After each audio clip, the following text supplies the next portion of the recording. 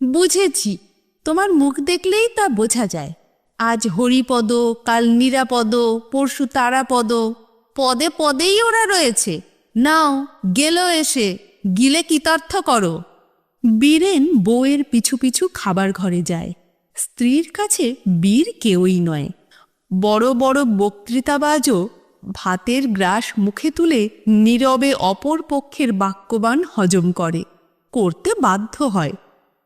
কি দিনই এমনি এক একটা আপদ, হয় স্কুলের, নয় কলেজের, নয়তো আপিসের। তোমার বাড়ি ফেরার পথের সামনে পড়ে হোঁচট খায়। আশ্চর্য! প্রত্যেক দিন নয়, কোনো কোনো দিন। আরে বন্ধু বান্ধবের সঙ্গে দেখা হলে কি করব? দেখতে পাইনি ভান করে পাশ কাটিয়ে কি চলে আসবো? তুমি তাই বলো। মনে করো আমিও যদি প্রত্যেক দিন এমনি করে বেরিয়ে যেতুম আর ফিরতুম অনেক রাত করে, আমারও কি বন্ধু বান্ধব নেই? তুমি তাহলে আমায় কি বলতে শুনি? কিচ্ছু না, যাও না কেন বেড়াতে? আমি তো তাই বলি, চুপচাপ বাড়িতে এমনি মনমরা হয়ে বসে না থেকে সইটইদের বাড়ি গেলে কি সিনেমা দেখে এলে মন্দ কি?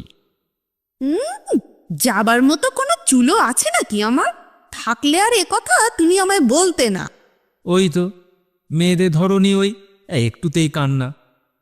বীরেন বউয়ের বায়না সইতে পারে, রান্না সইতেও রাজি, কিন্তু কান্না ওর অসহ্য। গর্জনে সে কাহিল নয়, কিন্তু বর্ষণে কাতর।